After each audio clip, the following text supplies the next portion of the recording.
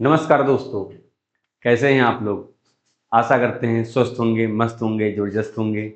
मैं हिमांशु पार्थवी अचीवर्स में आपका स्वागत करता हूं और मैं आपके लिए एक बार फिर से ले आया हूं हिंदी के 25 एमसीक्यू क्वेश्चन जो आपके एग्जाम पॉइंट ऑफ व्यू से बहुत इंपॉर्टेंट हैं। ठीक है बच्चों। और आपके जो यूपी का एग्ज़ाम है, यूपीएसआई का एग्ज़ाम है, वो बहुत ही पास आ चुका है। यानी कि अगले 2-3 महीने के अंदर वो एग्ज़ाम होना ही होना है। उसकी डेट भी घोषित कर दी गई है। तो अपनी पढ़ाई को और जोर दीजिए और अच्छे से तैयारी करते रहिए और हमारे एमसीक्यू क्वेश्चन लगाइए जिनसे आपको बहुत कुछ सीखने को मिलेगा।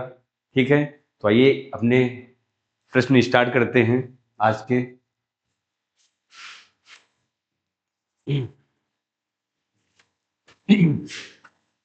पहला क्वेश्चन है आपका, जगत ईश की संधि है। जगत प्लस ईश की संधि है। जगदीश, जगदीश, जगदीश या जगीश। ठीक है बच्चों, पहले तो हमने आपको कल बताया था संधि कितने प्रकार की होती है, 3 प्रकार की होती है। ठीक है, जिसमें स्वर संधि आती है, व्यंजन संधि आती है और एक की विसर्ग संधि आती है। ठीक है बच्चों, 3 संधियां हैं। स्वर संधि 5 प्रकार की होती हैं, दीर्घ, गुण, वृद्धि, यड़ और अयादि। कल आपको हमने इसकी ट्रिक बताई थी कि कैसे कैसे इनकी पहचान की जाती है। जब समान स्वर आते हैं तब दीर्घ संधि होती है। समान स्वर आना, समान स्वर आ जाते हैं तो दीर्घ संधि होती है। गुण संधि में 1 मात्रा होती है, वृद्धि संधि में 2 मात्राएं होती हैं, यड़ संधि में आधा ता और या आता है और आल संधि में 3 शब्द, 3 वर्ण का अक्षर होता है।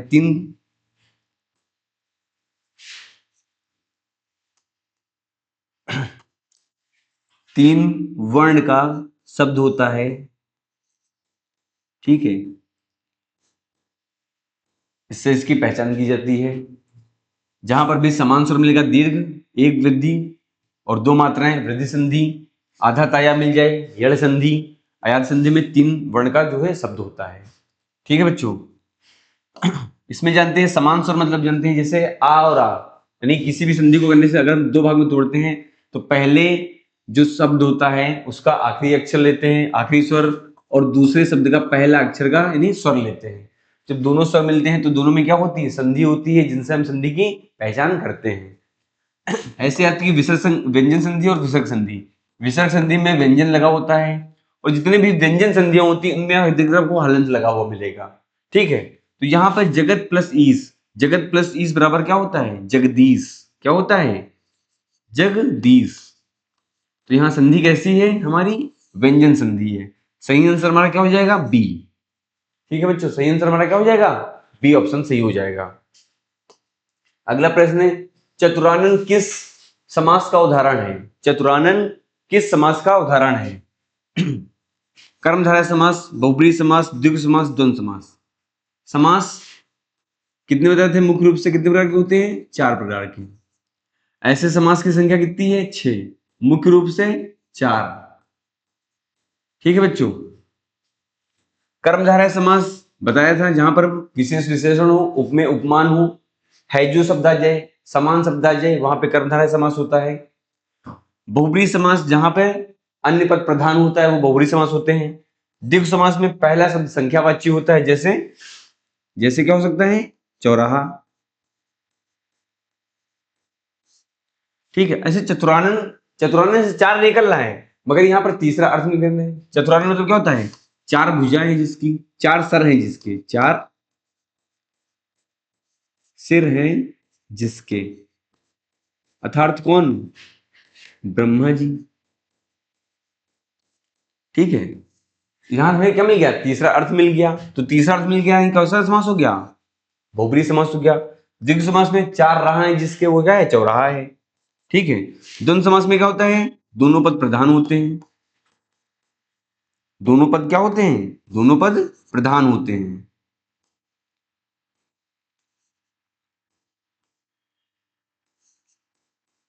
दोनों पद क्या होते हैं, प्रधान होते हैं। ठीक है बच्चों, तो सही सही आंसर हमारा क्या हो जाएगा? चतुरानन किस समास का उदाहरण है? चतुरानन बहुब्रीहि समास का उदाहरण है। अगला प्रश्न है हमारा, अगला प्रश्न है, दिनकर की दिनकर है में कौन सा अलंकार है? दिनकर की दिनकर में कौन सा अलंकार है? अनुक्रम, अनुक्रम नहीं, यहाँ पे अनुप्रास होना चाहिए। क्या होना चाहिए था? अनुप्रास अलंकार। दूसरा है यमक अलंकार, तीसरा है उपमा अलंकार, चौथा है उत्प्रेक्षा अलंकार। ठीक है, अब उपमा, यमक, अनुप्रास। अनुप्रास क्या होता है? जहां समान वर्णों की आवृत्ति बार बार होती है वहां अनुप्रास हो सकता है। देखिए यहाँ पे दा दा वर्ण की आवृत्ति हो रही है बार बार, तो यहाँ अनुप्रास हो सकता था। मगर यहाँ पे दिनकर का मतलब होता है सूर्य, और एक दिनकर मतलब है रामधारी सिंह दिनकर, रामधारी सिंह दिनकर। ठीक है बच्चों, तो यहां पर एक का अर्थ है सूर्य, दूसरे का अर्थ है रामधारी दिनकर। दोनों ही दिनकर का मतलब क्या हुआ? दोनों का अर्थ क्या है? बदल गया है। और जहां दोनों का अर्थ बदल जाता है वो क्या होते हैं? यमक अलंकार होते हैं। मगर जब इनका अर्थ ना बदले, सब जो है वर्ण, ये शब्द जो आपके हैं समान रहे, शब्द समान रहे और क्या है इनका अर्थ ना बदले, तो वहां पर क्या होता है? अनुप्रास अलंकार। कैसा अनुप्रास? अनुप्रास अलंकार, वो भी लाटानुप्रास अलंकार। उपमा अलंकार में क्या होता है? जैसा जैसे जैसे शब्द मिल जाते हैं उपमा अलंकार। उत्प्रेक्षा, जन जानो तन, ये सब आते हैं उत्प्रेक्षा अलंकार के अंतर्गत आते हैं। जैसे जनहु जानो, मनहु मानो, ऐसे शब्द आते हैं वो उत्प्रेक्षा अलंकार के अंतर्गत आते हैं। तो सही आंसर हमारा क्या हो जाएगा? यमक अलंकार। वीर रस का स्थायी भाव है, वीर रस का स्थायी भाव है उत्कंठा, क्रोध, उत्साह या हर्ष। बताइए वीर रस का स्थायी भाव क्या होगा? ठीक है, वीर रस का स्थायी उत्कंठा नहीं, क्रोध नहीं। ठीक है, क्रोध का क्या होता है? रौद्र। क्रोध का क्या होता है? रौद्र।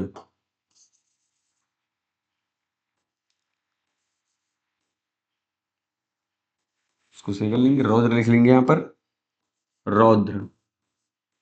पहचान कैसे करते हैं? यहां पे देखिए ये राता है, यहां पर भी राता है। उत्साह किसका है? वीरस का स्थायी भाव उत्साह है।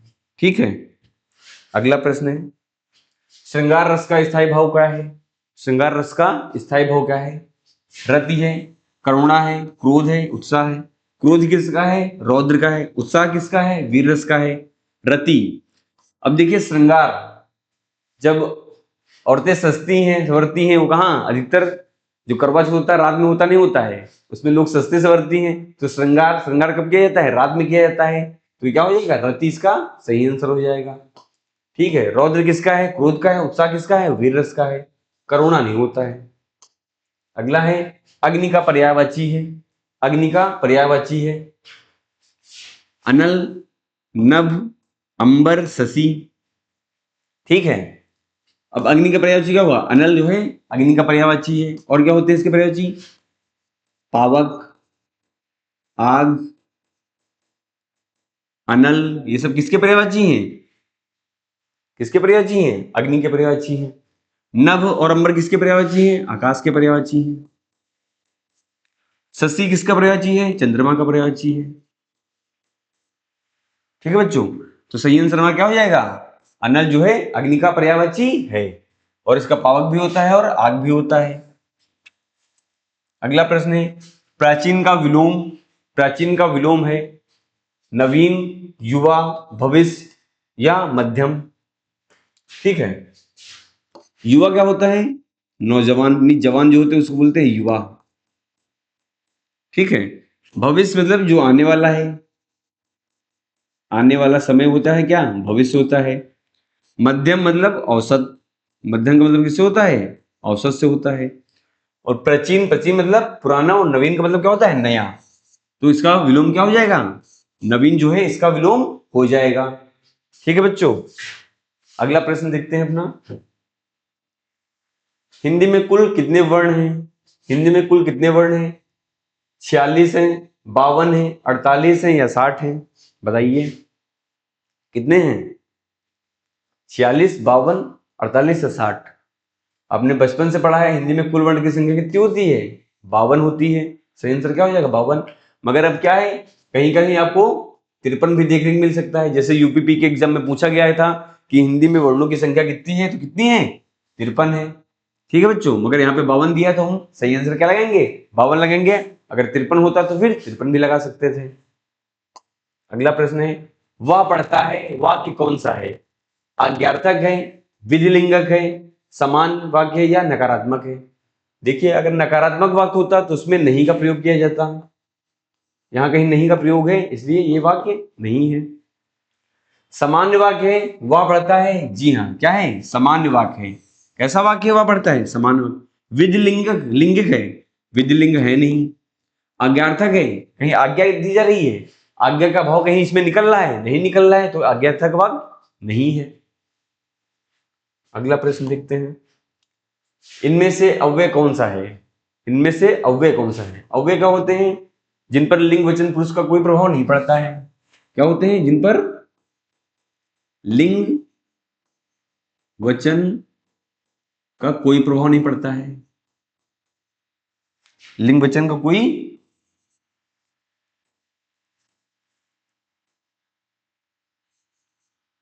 लिंग वचन का कोई प्रभाव नहीं पड़ता है, का कोई प्रभाव नहीं पड़ता है, वो क्या होते हैं? अव्यय होते हैं। जैसे जल्दी, बालक, नदी या कुत्ता। ठीक है, अब बालक और नदी क्या है? ये संज्ञा है। कैसी संज्ञा है? जातिवाचक संज्ञा है। ठीक है बच्चों, कैसी संज्ञा है? जातिवाचक संज्ञा है। कुत्ता क्या है? ये भी संज्ञा है। कैसा है? कैसा है संज्ञा? ये भी जातिवाचक संज्ञा है। ठीक है, अब जल्दी क्या है आपका? जल्दी क्या है? अव्यय है। ये पर लिंग वचन पुरुष का कोई प्रभाव नहीं पड़ता है। ठीक है बच्चों, अगला प्रश्न है, मैं कौन सा सर्वनाम है? मैं कौन सा सर्वनाम है? सर्वनाम कितने प्रकार के होते हैं? 6 प्रकार के। सर्वनाम कितने प्रकार के? कितने? 6। मगर सर्वनाम शब्दों की संख्या कितनी है? सर्वनाम शब्दों की संख्या, अगर आपसे पूछ लेगा सर्वनाम शब्दों की संख्या कितनी है, तो 11 है। ऐसे सर्वनाम कितने होते हैं? 6। मगर सर्वनाम शब्दों की संख्या कितनी है? 11 है। ठीक है बच्चों, तो पूछा है मैं कौन सा सर्वनाम है? सर्वनाम में एक होता है पुरुषवाचक सर्वनाम, निजवाचक, अनिश्चयवाचक या संबंधवाचक। ठीक है, तो मैं क्या है? मैं पुरुषवाचक के 3 भेद होते हैं। कौन कौन से? एक होता है उत्तम, मध्यम और अन्य पुरुषवाचक सर्वनाम। क्या होते हैं? अन्य पुरुषवाचक सर्वनाम। अब जिसमें मैं की बात कर रहा है, जहां हम खुद के बारे में बात कर रहे होंगे मैं, यानी यहां पर मान लीजिए एक ये व्यक्ति खड़ा हुआ है ए और एक व्यक्ति खड़ा है बी, तो जो ये बोलेगा और ये इसको सुनेगा, ये बोलेगा ये इसको सुनेगा, तो जो बोल रहा है वो क्या होता है? वो क्या होता है? वक्ता। जो सुन रहा है वो क्या है? श्रोता। ठीक है, वक्ता, वक्ता जब बोलता है वो क्या होता है? मैं। हम बोल रहे हैं तो हम क्या है? वक्ता है, यानी मैं, हम खुद के बारे में बात कर रहे हैं, यानी ये क्या हो जाएगा? पुरुषवाचक सर्वनाम। और इसमें भी कैसा? उत्तम पुरुषवाचक सर्वनाम में क्या आता है? मैं आता है। अब जो हमें सुन रहा है, यानी जो बी है, श्रोता है। श्रोता है यानी हमें सुन रहे हो, यानी आप हमें सुन रहे हैं ना, तो आप क्या हो गए? मध्यम पुरुषवाचक सर्वनाम हो गए, यानी कि तुम। और अन्य, जब ये इन दोनों की बात न करके ये किसी और की बात कर रहा होगा, यानी यहाँ पे हम लोग के बीच में कोई तीसरे की बात की जा रही होगी, तो वहां क्या हो जाएगा? अन्य पुरुषवाचक सर्वनाम हो जाएगा। जैसे जैसे वह या यह। ठीक है, समझ में आई बात? तो यहाँ कैसा हो जाएगा? पुरुषवाचक सर्वनाम क्या हो जाएगा? ये हो जाएगा। निजवाचक क्या होते हैं? आप क्या होता है? निजवाचक सर्वनाम होता है। ठीक है, अनिश्चयवाचक, अनिश्चय में जैसे कुछ निश्चित ना हो, जैसे कुछ। संबंधवाचक, संबंधवाचक सर्वनाम कौन सा होगा बताइए? पढ़ा चुके हैं आपको सर्वनाम, बताइए एक बार संबंधवाचक क्या होगा, बताइएगा अभी कमेंट में। बताइए आप कौन सा सर्वनाम है? अभी आपको बताइए आप कौन सा सर्वनाम है? निजवाचक सर्वनाम। अगर यहाँ पे ऑप्शन होता निजवाचक सर्वनाम, निजवाचक अगर ऑप्शन में होता तो आप निजवाचक सर्वनाम लगा सकते थे, मगर अभी यहाँ पर निजवाचक सर्वनाम नहीं है। इसमें पूछा प्रथम है, मध्यम है या उत्तम है या फिर संबंध बोध संबोधन वाला है। ठीक है, तो आप क्या है, हमने बताया आप तो निजवाचक सर्वनाम होता है, मगर यहां पर प्रथम पुरुष, मध्यम पुरुष और उत्तम पुरुष की बात कर रहा है। ठीक है बच्चों, जब इनके बारे में बात कर रहा है तो फिर इसमें ये क्या होता है, वक्ता होता है, यानी ए क्या है, वक्ता है, बी क्या है, श्रोता है। अब ये क्या है, ये बोल रहा है और ये सुन रहा है, तो ये क्या कहेगा, आप। हाँ, जैसे हमने आपको बोला कि आप सब, अब हम क्या कर रहे हैं, आप किसके लिए यूज कर रहे हैं, आप लोगों के लिए, और जो हम आप लोग के यूज करें क्या हो जाएगा, मध्यम में चला जाएगा। कैसा हो जाएगा, मध्यम पुरुषवाचक सर्वनाम। यानी जहां पर भी आप जो है किसके संबंध में, आदर के संबंध में यूज किया जाए, किसके संबंध में, आदर के संबंध में। आप शब्द किसके संबंध में हो, आदर के संबंध में हो, तो वो हमेशा आप कैसा बन जाता है, मध्यम पुरुषवाचक सर्वनाम बन जाता है, मध्यम पुरुषवाचक सर्वनाम बन जाता है। ठीक है, आप किसमें यूज हो, आप हमेशा आदर के संबंध में यूज किया जाएगा, तो वहां क्या हो जाएगा, आप जो है मध्यम पुरुषवाचक सर्वनाम बन जाएगा। अगला प्रश्न है, नयन का तद्भव रूप है, नयन का तद्भव रूप है, नैन। नैन क्या है, ये नय, ये नन, ये नंद। नंद है नहीं, नन है नहीं, ने है, ने मतलब नहीं हो सकता, नैन। नैन क्या है, नयन का तद्भव रूप है नैन। ठीक है बच्चों, अगला प्रश्न है, कोयल कुहकती थी, कोयल कुहकती थी, अनुप्रास है, व्यतिकरण अलंकार है, यमक अलंकार है या रूपक अलंकार है, बताइए। अनुप्रास है या रूपक। हमने बताया जहां पर वर्णों की आवृत्ति क्या होती है, बार बार होती है, वर्णों की आवृत्ति बार बार होती है, तो यहां किस वर्ण की हो रही है, जहां पर का वर्ण की आवृत्ति बार बार हो रही है, और जहां पर भी का वर्ण की या किसी भी वर्ण की आवृत्ति बार बार होती है, वहां पर कैसा अलंकार होता है, वहां पर अनुप्रास अलंकार होता है। ठीक है बच्चों, कैसा अलंकार होता है, अनुप्रास अलंकार होता है। व्यक्तिकरण क्या होता है, जहां पर मानव की संज्ञा दी जाए। यमक अलंकार क्या होते हैं, जहां पर क्या हो, जबकि समान शब्द आए मगर उनके क्या हो, अर्थ बदल जाए। रूपक अलंकार, ठीक है, ये एक अपने अलंकार है, ये आपको आगे पढ़ाएंगे क्या होता है पूरा डिटेल से। आगे देखते हैं, सोने जैसा दिल। ठीक है, सोने जैसा दिल कैसा अलंकार है, सोने जैसा दिल कैसा अलंकार है, बताइए। इसका कमेंट में आंसर दीजिए, अभी आपको बताया है, बताइए क्या होगा इसका आंसर। सोने जैसा दिल, हमने आपको बताया जहां पर जैसा, जैसी, के, समान, समान ऐसे शब्द आ जाते हैं, साथ सी से शब्द आ जाए, ठीक है, वहां पर कैसा अलंकार होता है, वहां पर उपमा अलंकार होता है। कैसा अलंकार होता है, उपमा अलंकार। याद रखिएगा, जहां पर भी जैसा शब्द आ जाए वहां पर हमेशा कैसा अलंकार हुआ, उपमा अलंकार होगा। ठीक है बच्चों, मानवीकरण बता दिया, अच्युत अलंकार जहां बढ़ा चढ़ कर बात की जाती है, रूपक अलंकार जो आपको आगे चल के बताएंगे। दाल गलना क्या है, दाल गलना क्या है, खाना है, सफल होना है, फटना है या चिल्लाना है, बताइए। दाल गलना क्या है,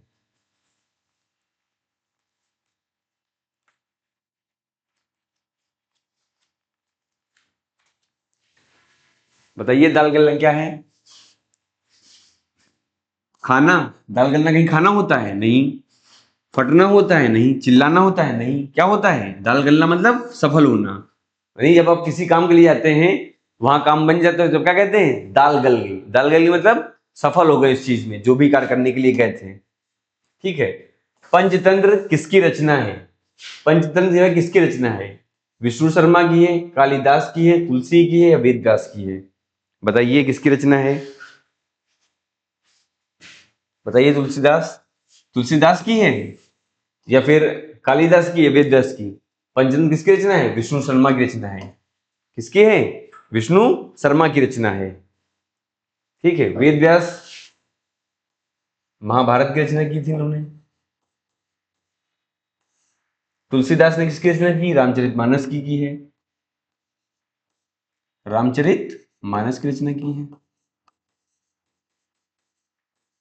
ठीक है बच्चों, विष्णु शर्मा की रचना क्या हो गई, पंचतंत्र। बहुत इंपॉर्टेंट है और बहुत पूछी जाती है, इसको याद कर लीजिएगा। ठीक है, अगला है, सरस्वती पत्रिका के संपादक हैं, सरस्वती पत्रिका के संपादक हैं। बताइए कौन है सरस्वती पत्रिका के संपादक? आचार्य महावीर प्रसाद द्विवेदी, भारतेंदु हरिश्चंद्र, निराला या पंत? बताइए कौन सी है इनकी रचना? ठीक है, सरस्वती जो है वो किसकी है? आचार्य महावीर प्रसाद द्विवेदी जी की रचना है। ठीक है बच्चों, भारतेंदु हरिश्चंद्र की रचना कौन सी है? भारत दुर्दशा। भारत दुर्दशा इनकी बहुत इंपॉर्टेंट रचना है। ठीक है, निराला और पंत, बताइए इनकी रचनाएं पता है कौन कौन सी हैं? पंत की चिदंबरा, बहुत इंपॉर्टेंट रचना है। कौन सी? चिदंबरा। ठीक है बच्चों, याद रहेगा। और बताइए निराला की रचना कौन कौन सी है? अनामिका। ये बहुत इंपॉर्टेंट रचना है, याद कर लीजिएगा, ये बहुत पूछी जाती हैं। ठीक है, तो इनकी रचना कौन सी हो जाएगी? अनामिका जो है इनकी रचना है। किसकी? निराला की।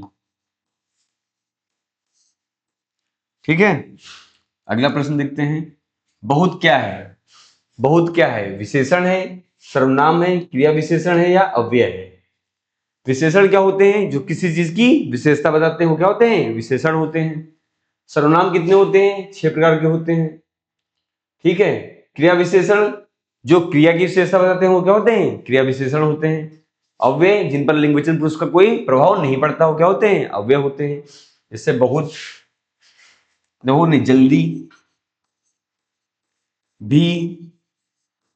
ठीक है, क्रिया विशेषण क्या होते हैं? बहुत क्या है? क्रिया विशेषण है।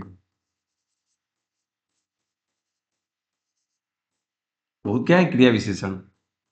क्रिया विशेषण कैसे होगा? कैसे होगा क्रिया विशेषण? जैसे कि हमने कहा राम बहुत अच्छा लिखता है।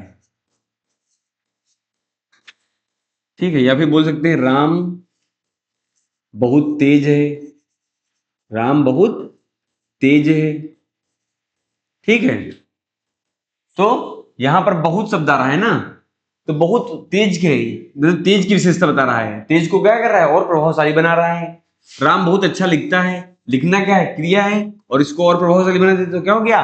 क्रिया विशेषण की विशेषता बताए वो क्या है? क्रिया विशेषण हो जाते हैं। तो बहुत क्या हो गया? क्रिया विशेषण हो गया। कैसे हो गया? राम बहुत अच्छा लिखता है। ठीक है, तो यहाँ क्या हो जाएगा? बहुत क्या है? क्रिया विशेषण है। ठीक है, विशेषण क्या हो गए? जिन पर गुण दोष के आधार पर जिनका वो किया जाए वो क्या होते हैं? विशेषण होते हैं। जैसे काला, गोरा, लंबा, नाटा, ये सब क्या है? विशेषण है। सर्वनाम, पुरुषवाचक सर्वनाम, निजवाचक सर्वनाम, अनिश्चयवाचक सर्वनाम, निश्चयवाचक सर्वनाम, ये सब सर्वनाम के अंतर्गत आते हैं। ठीक है बच्चों, अगला प्रश्न है, हर कोई किस प्रकार का सर्वनाम है? हर कोई किस प्रकार का सर्वनाम है? निश्चयवाचक है, अनिश्चयवाचक है, संकेतवाचक है या फिर प्रश्नवाचक है? प्रश्नवाचक में क्या होता है? हमेशा आपको क्वेश्चन मार्क मिलेगा, जहां पर क्या, क्यों ऐसे शब्द आ जाए वो क्या होते हैं? प्रश्नवाचक होते हैं। क्या और क्यों शब्द मिल जाएगा वो क्या होंगे? प्रश्नवाचक होंगे। संकेतवाचक जहां संकेत दिया जाए, ठीक है, संकेतवाचक हुई यार। और क्या है? निश्चयवाचक, जैसे यह, वह, ये क्या है? निश्चयवाचक के अंतर्गत आते हैं। ठीक है, जैसे जब किसी पुरुष के लिए प्रयोग किया जाता है वो क्या होता है? निश्चयवाचक के अंतर्गत आते हैं। ठीक है, और क्या होता है? अनिश्चयवाचक क्या होते हैं? अनिश्चयवाचक क्या होंगे? जहां पर कोई चीज निश्चित ना हो, जैसे कुछ। कुछ क्या है? कोई, यानी जहां पर हमें निश्चित नहीं हो रहा है, जहां पर हमें कोई चीज निश्चित होगी तो निश्चयवाचक, और जहां पर निश्चित ना हो, यानी कितना क्या है हमें कुछ पता ही नहीं है, तो क्या हो जाएगा? वो अनिश्चयवाचक सर्वनाम के अंतर्गत आएगा। ठीक है बच्चों, तो हर कोई क्या हो जाएगा? अनिश्चयवाचक सर्वनाम हो जाएगा। ठीक है, अगला प्रश्न देखते हैं, आप लोग कौन सा सर्वनाम है? फिर से वही आप लोग के बारे में आ गया। भैया आपको बताया, जहां पर भी आदर के लिए आपका प्रयोग किया जाएगा वो क्या होगा? मध्यम वाचक पुरुष सर्वनाम होगा। जहां पर भी क्या हो? आप शब्द जो है आदर के लिए प्रयोग किया जाए, जैसे मां आप सो जाओ। जैसे क्या कहा? मां आप सो जाओ। मैं अपने आप खा लूंगा। ठीक है बच्चों, तो यहां पर देखिए आप सब दो बार आया है ना, एक आप यहां आया है, एक आप यहां आया है। तो एक आप क्या है, माँ आप, माँ क्या कह रहे हैं, अब माँ को कह रहे हैं आदर के लिए प्रयोग किया जरा, तो ये क्या हो जाएगा, मध्यम पुरुषवाचक सर्वनाम के अंदर क्या जाएगा, किसमें आएगा, मध्यम में। और ये आप क्या हो जाएगा, ये स्वयं के लिए हो रहा है तो क्या हो जाएगा, निजवाचक। ठीक है, ये किसमें आएगा, निजवाचक के लिए। जब स्वयं के लिए प्रयोग हो तो निजवाचक, जब आदर के लिए प्रयोग हो तो फिर वो क्या हो जाएगा, मध्यम पुरुषवाचक सर्वनाम हो जाएगा। तो यहां पर आप क्या हो जाएगा, मध्यम पुरुषवाचक सर्वनाम। अगला प्रश्न है, मैं कौन सा सर्वनाम है, फिर से रिपीट हो गया, मैं क्या है, पुरुषवाचक सर्वनाम है। अगला है नौ उषा, नौ उषा में कौन सी संधि है,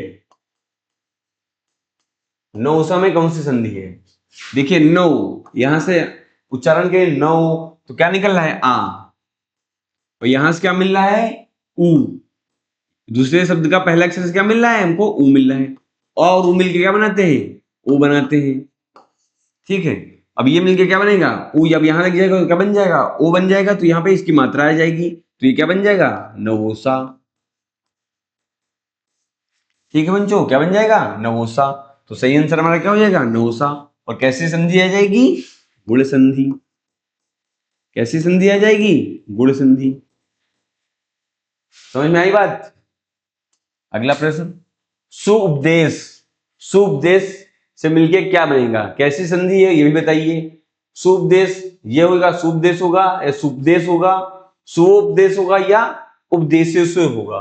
उपदेशेषु तो होगा ही नहीं, सुउपदेश ऐसा कुछ निकल ही नहीं रहा है, तो ये होगा या फिर ये होगा।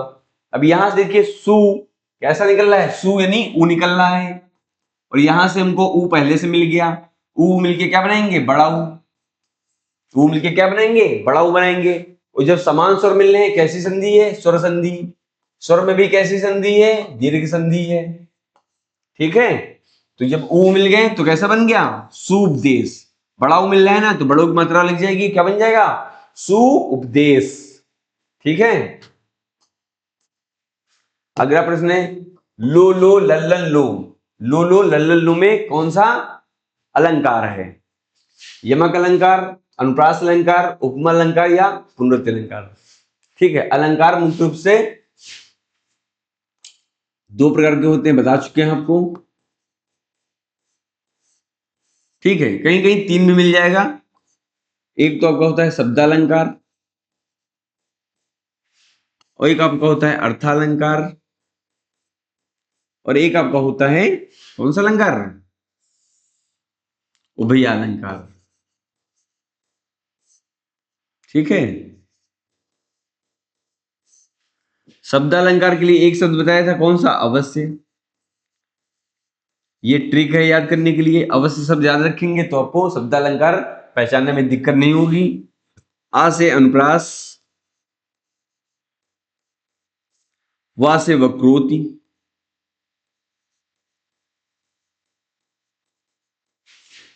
वा से वीप्सा, सा से श्लेष, या से यमक। अब इन पांचों को छोड़कर जो भी होंगे वो क्या होंगे, अर्थालंकार होंगे, और उभयालंकार में कोई भेद नहीं होते हैं। ठीक है, इन पांच को छोड़कर जो भी क्या होंगे वो सब अर्थालंकार के अंतर्गत आते हैं। जैसे उपमा हो गया, रूपक हो गया, ये सब किसमें आते हैं, उत्प्रेक्षालंकार हो गया, ये सब किसमें आएंगे, अर्थालंकार में आएंगे। तो लुलु लल्लन समान वर्णों की आवृत्ति क्या हो रही है, बार बार हो रही है, और ये कैसा अलंकार है, अनुप्रास अलंकार है। कैसा अलंकार है, अनुप्रास अलंकार है। ठीक है बच्चों, तो यही हमारे 25 क्वेश्चन जो कि खत्म हो गए हैं। आशा करते हैं आपको अच्छे से समझ में आया होगा, अच्छे से कुछ सीखा होगा, समझा होगा। ठीक है बच्चों, तो यही क्लास आप अपनी खत्म करते हैं। नमस्कार, स्वस्थ रहें, मस्त रहें।